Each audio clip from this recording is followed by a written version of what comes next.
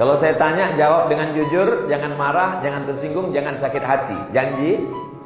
Bisa? Jangan ada dusta di antara kita. Oke, siapkan mental. Kira-kira kalau bapak ini meninggal, bapak ibu mau ikut nggak? Jelas Pak. Jadi yang selama ini katanya, Bang, jangan pergi lama-lama ya, setengah napasku hilang. Yang selama ini katanya kaulah bulan, kaulah bintang, siang dan malam terbayang-bayang, makan tak kenyang, tidur tak lelap. Tolong jangan gara-gara ini bapak dengan ibu menjadi tidak mesra. Saya tidak mau itu. Saya cuma mau ngasih tahu bahwa kalau kita mati sendirian, guys. Kalau banyak stres, pusing kepala, banyak beban, alam nasrah laka sadrak wa wada'na anka wizrak alladhi anqadha dhahrak. Kalau engkau sudah diberi Allah 3, kalau sudah dikasih Allah 3, dilapangkan dadamu, diangkat bebanmu yang membebani pundakmu, maka Allah kasih yang keempat. Apa dia? Wa rafa'na laka, kami angkat nama. Syaratnya 3. Jangan stres, jangan depresi, jangan jadikan hidup sebagai beban. Tetap banyak beribadah, tetap banyak bersedekah, tetap banyak watawasau bil haq watawasau bis sabr. Kalau kau jaga yang 3 ini, maka Allah akan janji berikan yang keempat. Wa rafa'na laka dzikra. Allah angkat derajat. Yang paling mengerikan adalah sholat tak pernah, puasa tak pernah, sedekah tak pernah, tapi hidupnya lancar-lancar saja. Itu namanya istidraj. Tetangga saya Pak Ustadz tak pakai jilbab, sholat tak pernah, puasa tak pernah, hidupnya lancar, rumahnya besar, mobilnya besar, bininya besar. Itu namanya istidraj. Sanastajrijuhum min haitsu la ya'lamun. Kami mainkan mereka dengan istidraj. Kami mainkan mereka karena mereka mempermainkan Allah. Mereka sangka Allah lalai, mereka sangka Allah lupa. Tidak, Allah sedang memainkan engkau dengan istidraj. Jadi caranya biar sadar, introspeksi diri. Mengapa aku begini? Kalau terasa salah, istighfar, mohon ampun kepada Allah Subhanahu wa ta'ala. Jangan sampai orang menangis tengah malam mengadukan kita kepada Allah. Kalau diadukannya kita ke Pak Kapolsek, sekedar masuk penjara aja kita. Tapi kalau diadukannya kita kepada Allah, supirmu, tukang cucimu, babysittermu, drivermu, pegawaimu, karyawanmu, tukang kebunmu, kalau sampai mereka mengadu kepada Allah, tak dapat kau kenikmatan hidup. Hati-hati, waspadalah. Tidak bisa saya menyindir orang, karena saya trauma. Dulu pernah diundang ke salah satu masjid, kata ketua masjid, Ustadz Somad, tolong sindirkan ada orang kaya. Kenapa? Dia pernah nyumbang 300 juta, uangnya diambil lagi. Jadi apa yang mesti saya katakan? Sampaikan hadis, orang yang nyumbang ngambil lagi, maka nanti dilaknat Allah. Oke, saya sampaikan. Al-aidu ila hibatihi, orang yang nyumbang ngambil lagi sedekahnya, kal kalbil ladzi ya'udu ila qaihi, seperti anjing yang menjilat muntahnya. Selesai acara, mohon maaf Pak Ustadz, yang disindir nggak datang.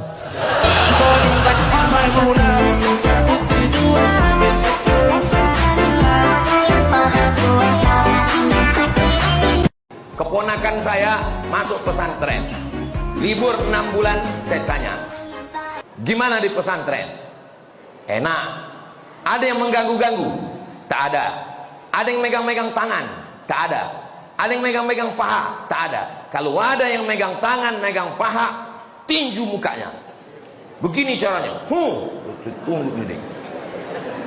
Kalau ada yang lebih tua, yang lebih senior, macam-macam, ketemu di jalan, ketemu di terminal, pukul mukanya.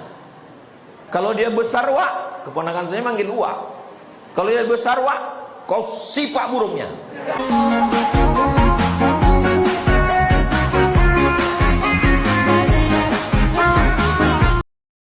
Saya sampai sekarang masih S2, LCMA.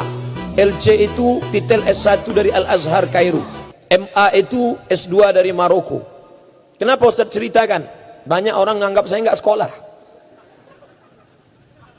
Maka perlu saya ceritakan. Sombong Ustaz? Enggak, saya tidak sombong. Hanya saja ada orang-orang yang perlu kita ceritakan tentang diri kita. Aku tahu, aku ceritakan tentang diriku. Kawan tidak merubah menjadi lebih sayang, dan musuh tidak akan berubah menjadi cinta. Aku tahu ketika aku ceritakan diriku, bukan untuk merubah kawan lebih sayang, bukan untuk merubah musuh menjadi cinta. Aku hanya ingin menceritakan bahwa inilah aku. Laisal fata may yaqulu kana abi.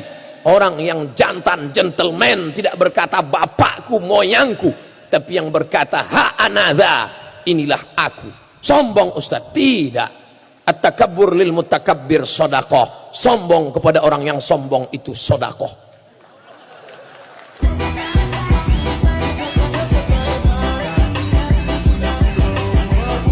Apa kata Nabi? La yantahiyanna, mereka yang sholat di rumah, mereka yang sholat di kamar, mereka yang sholat di kantor. La yantahiyanna, berhenti, jangan lagi sholat di kamar, jangan lagi sholat di rumah, datang ke masjid. Kalau mereka tidak sholat, la uharriqanna alaihim buyutahum, aku akan bakar rumah mereka. Kawan-kawan semua, nah sampaikan Ustaz Abdul Somad tentang hadis Nabi Sallallahu Alaihi Wasallam.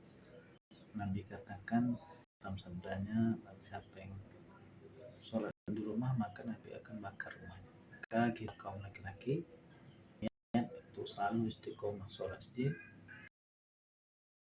Manapun itu kita berada, di jalan, di perjalanan, lagi safar ataupun apapun, kita tetap niat untuk sholat di masjid, insyaallah. Apa kata Nabi? La yantahiyanna, mereka yang sholat di rumah, mereka yang sholat di kamar, mereka yang sholat di kantor. La yantahiyanna, berhenti, jangan lagi sholat di kamar, jangan lagi sholat di rumah, datang ke masjid. Kalau mereka tidak sholat, la uharriqanna alaihim buyutahum, aku akan bakar rumah mereka. Kalau malam itu kau terbangun, kau buka mata, matamu masih melihat jam dinding, alhamdulillah.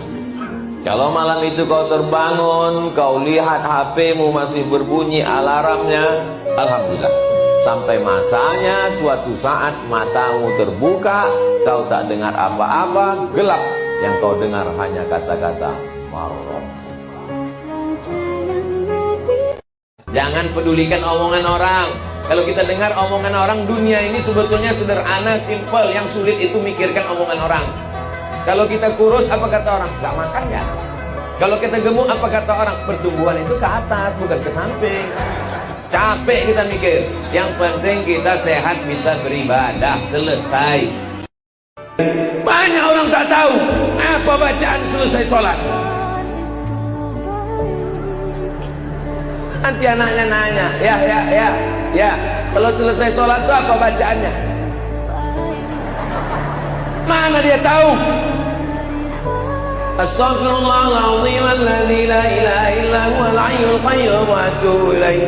La ilaha illallah wahdahu la syarika lah, lahul mulku wa lahul hamdu, yuhyi wa yumiit, wa huwa ala kulli syai'in qadir.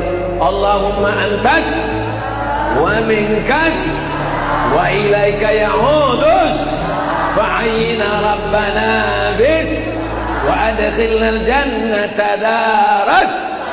Tabarakta Rabbana wa ta'alaita ya dzal jalali wal ikram, ilahana anta maulana subhanallah. Lebih baik merasa diri berdosa daripada merasa diri banyak pahala. Karena kalau kita merasa banyak pahala, kita lupa dosa.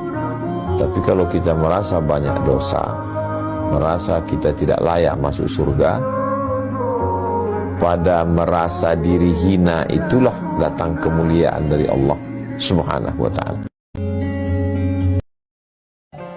Sehebat apapun amalmu, kau adalah tetap seorang anak yang dilahirkan tapak kakimu cuma 2 jari lebarnya, panjangmu sejengkal.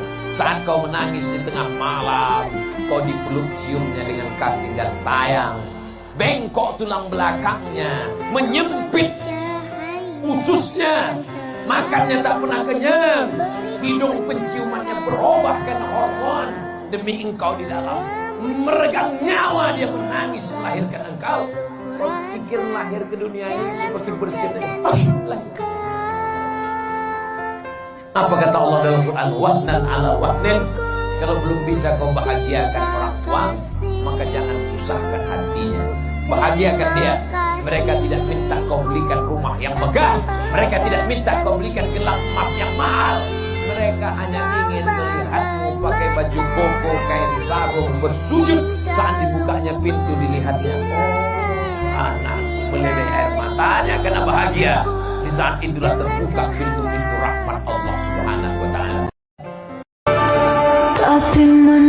Saya hamba Allah Pak Ustaz. Alhamdulillah. Sekarang banyak orang hamba harta, hamba kuasa, hamba setan, hamba hantu. Bagaimana cara menjaga solat agar lebih khusyuk dan tak malas Pak Ustaz? Itu nampak api kan? Kalau nanti terlintas di hatimu malas solat, bakar jadi sebentar. Berapa lama kau tahan? Buatlah. Agak-agak gosong sedikit.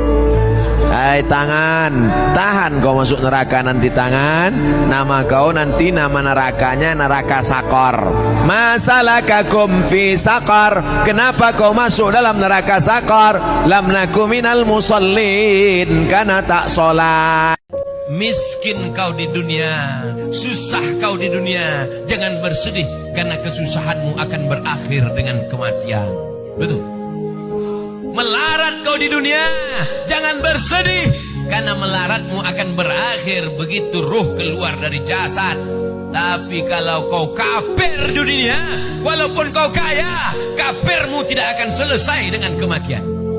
Karena kalau kau mati kafir, neraka jahanam sudah menantimu. Diletakkan kerikilnya di tapak kaki, mendidih otak di kepala. Jangan stres, jangan depresi, jangan jadikan hidup sebagai beban. Tetap banyak beribadah, tetap banyak bersedekah, tetap banyak watawasau bil haq watawasau bis sabr. Kalau kau jaga yang tiga ini, maka Allah akan janji berikan yang keempat. Wa rafa'na laka dzikra. Allah angkat derajat. Bagi yang masih hidup orang tuanya, maka ciumlah tangan, peluklah tubuhnya. Nah sampai masanya, itu semua hanya akan menjadi penyesalan. Ketika mereka masih hidup, berbuatlah sesuai dengan kemampuan. Itulah yang akan menjadi bekal menghadap Allah Subhanahu wa ta'ala. Siapa yang mengucapkan la ilaha illallah Muhammadur Rasulullah pasti masuk surga. Semua ini pasti masuk surga. Jangan takut, jangan ragu, jangan cemas, jangan ngeri, jangan galau. Kalau galau imannya turun. Kalau imannya turun, imunnya drop. Kalau imunnya drop, COVID masuk.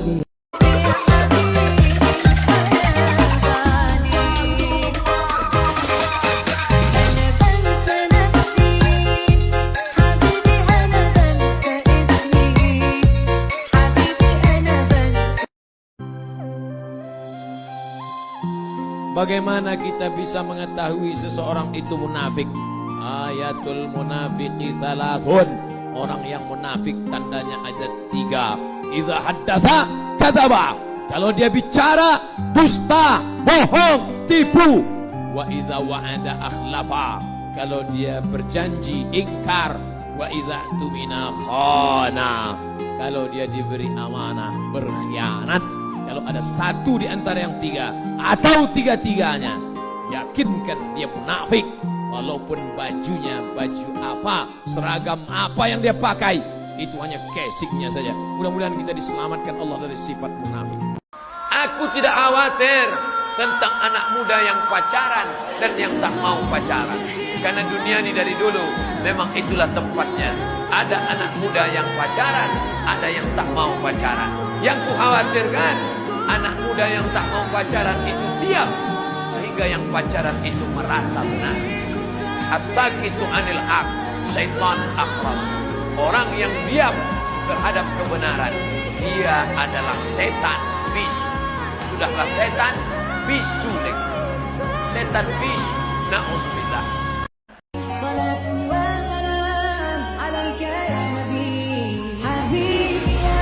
Ustadz, apa hukumnya sholat bagi pelaku zina? Diterima apa enggak sholatnya Pak Ustadz? Man sholatuhu lam tanhahu anil fahsya wal munkar lam yazdad illa bu'dan. Siapa yang sholatnya tidak mencegah dirinya dari perbuatan keji dan mungkar, maka dia semakin jauh dari Allah. Inna sholata tanha anil fahsya wal munkar. Apakah dengan dosa itu dia menjadi kafir Pak Ustadz? Dia tidak kafir kalau tidak ingkar. Kalau dia katakan tidak ada itu Tuhan, tidak ada itu surga, tidak ada itu neraka, tidak ada akhirat, baru dia kafir. Tapi kalau dia sekedar buat dosa, maka dia fasik. Wallahu la yahdil qaumal fasiqin. Allah tidak berikan hidayah kepada orang yang fasik. Mudah-mudahan kita diselamatkan dari fasik.